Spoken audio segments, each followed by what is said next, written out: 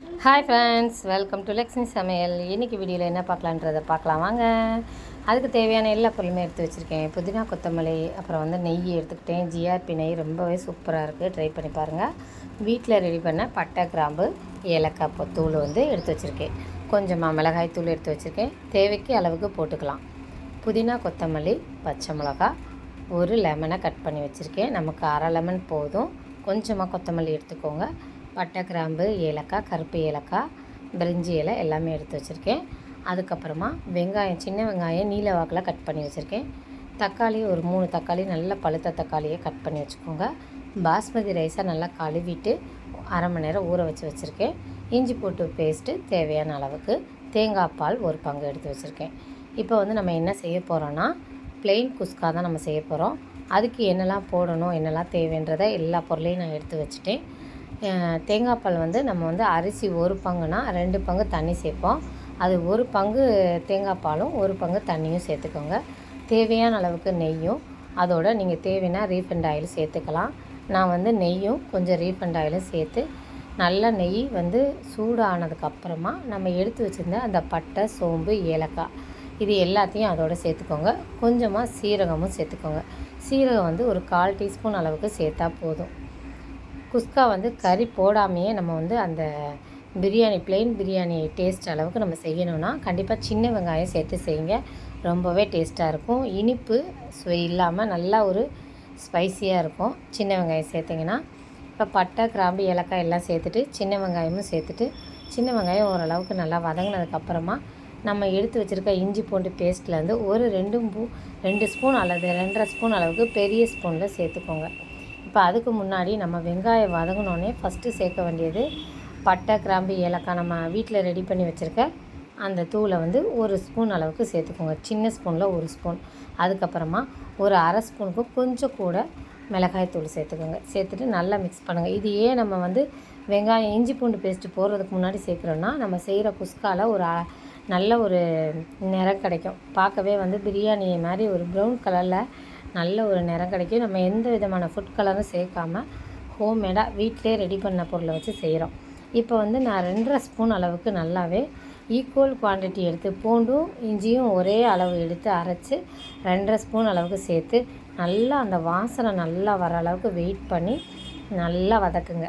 ஓரளவுக்கு நல்லா வதங்கினதுக்கப்புறமா நம்ம அடுத்த இன்க்ரீடியண்ட்டை சேர்த்துக்கலாம். இப்போ பாருங்கள், கீழே அந்த இஞ்சி பூண்டு பேஸ்ட்டு போய் உட்கார அளவுக்கு நான் அதை நல்லா கிளறி விட்டு இது நல்லா கிண்டி விட்டாச்சு. நல்லா வாசனையும் வந்துருச்சு. இந்த ஸ்டேஜில் நம்ம எடுத்து வச்சுருக்க கொஞ்சம் புதினா, கொஞ்சம் பச்சை மிளகா, கொஞ்சம் கொத்தமல்லி இதெல்லாம் சேர்த்து ஈவனாக வதக்குங்க. ஓரளவுக்கு நல்லா வதங்கினதுக்கப்புறமா நம்ம அடுத்த இன்க்ரீடியன்ட் நம்ம எடுத்து வச்சுருந்த தக்காளி எல்லாம் சேர்த்துட்டு கொஞ்சமாக உப்பு சேர்த்து தக்காளியை வதக்கி விடுங்க. ஓரளவுக்கு தக்காளி வதங்குற வரையும் வெயிட் பண்ணுங்கள். தக்காளி வதங்குறதுக்கு கொஞ்சம் தட்டு போட்டு மூடி தக்காளியை வதங்க வைங்க. இப்போ பாருங்கள், தக்காளியை நம்ம சேர்த்துட்டு நல்லா கிளறி விடுறோம். இதுக்கு அடுத்த ஸ்டேஜாக தக்காளிக்கு தேவையான அளவு, அதாவது பிரியாணிக்கு தேவையான அளவு கொஞ்சமாக உப்பு சேர்த்துக்கோங்க. உப்பு சேர்த்திங்கன்னா தக்காளி சீக்கிரமாக வதங்கிடும். நல்லா ஓரளவுக்கு தக்காளி வதங்கினதுக்கப்புறமா நம்ம அடுத்ததாக எடுத்து வச்சுருக்க எல்லா இன்க்ரீடியண்ட்டையும் சேர்த்துடலாம். இப்போ நம்ம தக்காளி வதங்குறதுக்கு க்ளோஸ் பண்ணி வைக்கலாம். பாருங்கள், தக்காளி வதங்குறதுக்கு நான் போட்டு க்ளோஸ் பண்ணி வச்சு இப்போ ஓப்பன் பண்ணியாச்சு. ஒரு 5 நிமிஷத்துக்கிட்ட தக்காளியை வதங்க வச்சு நல்லாவே தக்காளி வதங்கிருச்சு. இந்த மாதிரி வதங்கின தக்காளியை நல்லா மசிச்சு விடுங்க. கரண்டியை வச்சு ஓரளவுக்கு நல்லாவே மசிச்சு விட்டிங்கன்னா அந்த தக்காளியோட ஃப்ளேவர் நல்லா இறங்கிரும். குஸ்கா நல்ல ஒரு டேஸ்ட்டு கிடைக்கும். நீங்கள் தக்காளி முழுசாக இருந்தால் வெந்தாலும் அந்த தக்காளியோட டேஸ்ட் நமக்கு தெரியாது.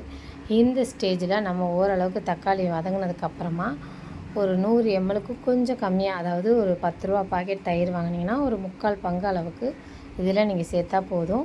நம்ம கறி சேர்க்கலைன்றனால கொஞ்சமாக அந்த 100 mlலேருந்து கொஞ்சமாக கம்மி பண்ணி ஒரு 75 ml அளவுக்கு நான் சேர்த்துருக்கேன். நீங்கள் மட்டன் சேர்த்து செய்கிறீங்க, சிக்கன் சேர்த்து செய்கிறீங்கன்னா 100 ml கண்டிப்பாக சேர்த்தா கரெக்டாக வரும். இப்போ நம்ம தயிர் சேர்த்து ஒரு 2 நிமிஷம் கிளறி விட்டு வெயிட் பண்ணோம். இப்போ 1க்கு 2 பங்கு நம்ம கணக்கு சொன்னோம். ஒரு பங்கு தண்ணி சேர்த்தாச்சு. இன்னொரு பங்கு தேங்காய் பால் சேர்க்க போகிறோம். தேங்காய் பால் சேர்த்த உடனே நல்லா ஓரளவுக்கு வேகமாக கொதிக்க ஆரம்பிக்கிற ஸ்டேஜ் வரும் பாருங்கள். இப்போ நம்ம தேங்காய் பால் சேர்த்தாச்சு. ரொம்ப நேரம் கொதிக்கிறதுக்கு முன்னாடி நீங்கள் வந்து அடுத்ததாக தேங்காய் பால் சேர்த்த உடனே நீங்கள் வந்து 2 கிளறி விட்டுட்டு உப்பு செக் பண்ணுங்கள். ஓரளவுக்கு லைட்டாக கரிக்கிற அளவுக்கு உப்பு இருக்கணும். இந்த ஸ்டேஜில் நம்ம மிச்சம் இருக்க புதினா கொத்தமல்லியும் கொஞ்சமாக சேர்த்துட்டு அதுக்கப்புறமா நம்ம ஊற வச்சு எடுத்து வச்சுருக்க பாஸ்மதி ரைஸை அதோடு சேர்த்துக்கலாம். ஜென்ரலாக தான் நம்ம வந்து அரிசி போட்டதுக்கப்புறம் ரொம்ப கிளறக்கூடாது. அரிசி வந்து ஊறின அரிசின்றனால டக்குன்னு வந்து உடஞ்சிரும் அரிசி. பாஸ்மதி ரைஸ்னால் சீரக சம்பானா பிரச்சனை இல்லை, அதுவுமே நீங்கள் வந்து ரொம்ப கிளறக்கூடாது. ஓரளவுக்கு லைட்டாக கரண்டி வந்து குக்கருக்கு அடியில் அரிசியை வந்து ரொட்டேட் பண்ணுறதுக்காக நீங்கள் கிளறி விடுற மாதிரி கிளறி விட்டால் போதும். கரெக்டான அளவு அப்படி கிளறி விட்டால் தான் நீங்கள் வந்து அரிசி உடையாமல் நல்லா வந்து பிரியாணி பொழுன்னு நல்லா உதிரியாக கிடைக்கும் நமக்கு. இப்போ வந்து ஓரளவுக்கு நல்லாவே ரெடி ஆயிடுச்சு. அரிசியும் சேர்த்தாச்சு, உப்பும் பார்த்தாச்சு. அதுக்கு மேலே தேவையான ஃப்ளேவருக்காக புதினா கொத்தமல்லியும் தூவிட்டு அரை லெமன் எடுத்து ஃபுல்லாக பிழிஞ்சு விட்டுருங்க. ஓரளவுக்கு நல்லா இந்த கொட்டையெல்லாம் சீட்ஸ்லாம் எடுத்துகிட்டு அதுக்கப்புறமா பிழிஞ்சு விடுங்க. இப்போ பிழிஞ்சாச்சு, ஒரு அரை லெமன் தான் பிழிஞ்சிருக்கேன். இந்த ஸ்டேஜில் இந்த பாருங்கள், நான் கரண்டியை வச்சு ஜென்ரலாக தான் அதை வந்து மிக்ஸ் பண்ணுறேன். ஒரு 10 நிமிஷம் அளவுக்கு அந்த தண்ணி வற்றுற அளவுக்கு நீங்கள் வந்து மூடி வச்சுருந்தீங்கன்னா நல்லாவே வற்றிரும். தண்ணியும் ரைஸும் ஒரே ஈக்குவல் குவான்டிட்டியில் இந்த மாதிரி நிற்கும். இந்த ஸ்டேஜில் நம்ம தம் போட்டோம்னா கரெக்டாக இருக்கும். இதுக்கு மேலே தண்ணி இருக்க மாதிரி நீங்கள் தம் போட்டிங்கன்னா தம்மோட அளவு தண்ணியாக இருக்கும் போது நீங்கள் ஓப்பன் பண்ணிடுவீங்க. இந்த ஸ்டேஜில் தம் போட்டிங்கன்னா கரெக்டாக 20-25 நிமிஷத்தில் உங்களுக்கு வந்து கரெக்டான அளவில் குஸ்கா சூப்பராக ப்ளெயின் பிரியாணின்னு கூட இதுக்கு நேம் சொல்லலாம், சூப்பராக தயாரிடும். இப்போ பாருங்கள், நான் குக்கரை இறக்கிட்டு அதே அடுப்பில் தோசைக்கல்லை வச்சாச்சு. எண்ணெய் தடவுறவங்க தடவிட்டு கூட நீங்கள் வந்து அடுப்பில் தூக்கி குக்கரை வைக்கலாம். தோசைக்கல்லை அடுப்பில் வச்சுட்டு ஓரளவுக்கு காயிற வரை வெயிட் பண்ணேன். தோசைக்கல் நல்லா சூடானோன்னா குக்கரை தூக்கி வச்சுட்டு மேலே நல்லா க்ளோஸ் ஆகிற மாதிரி ஒரு மூடி போட்டு மூடியாச்சு. அதுக்கு மேலே வெயிட்டுக்காக நான் ஒரு கல் எடுத்து வைக்கிறேன். உங்கள் வீட்டில் அப்படி கல் இல்லை அப்படின்னா நீங்கள் வந்து மேலே ஒரு பெரிய சட்டியில் தண்ணி ஊற்றி மேலே தூக்கி வச்சிட்டிங்கன்னா அந்த வந்து தம்மில் வேகிறதுக்கு கரெக்டாக இருக்கும். இப்போ பாருங்கள், கரெக்டாக 25 நிமிஷம் ஆச்சு. நான் வந்து தம் போட்டு சூப்பராக ரெடி ஆயிடுச்சுங்க பிரியாணி. இது வந்து குஸ்கா தான் பிரியாணி, ப்ளெயின் பிரியாணின்னு நீங்கள் சொல்லலாம். சூப்பராக ரெடி ஆயிடுச்சு பாருங்கள். நான் வந்து உடனே ஓப்பன் பண்ணிட்டேன் 25 நிமிஷத்தில். இன்னும் ஒரு 25 நிமிஷம் அடுப்பில் வச்சுட்டு ஒரு அரை மணி நேரத்துக்கு மேலே நீங்கள் வந்து குக்கரை க்ளோஸ் பண்ணியே வச்சுட்டு அரை மணி நேரத்துக்கு அப்புறமா ஓப்பன் பண்ணிங்கன்னா இன்னுமே நல்லா பொழுன்னு இருக்கும். இப்போ பாருங்கள், சூடாக இருக்கனால உங்களுக்கு அப்படி தெரியுது.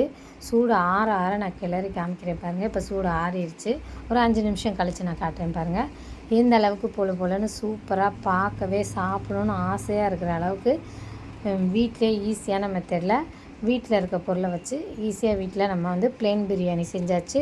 இதே மாதிரி மெத்தடில் உங்கள் வீட்லேயும் செஞ்சு பார்த்துட்டு எப்படி இருந்துச்சுன்னு மறக்காமல் கமெண்ட் பண்ணுங்கள்.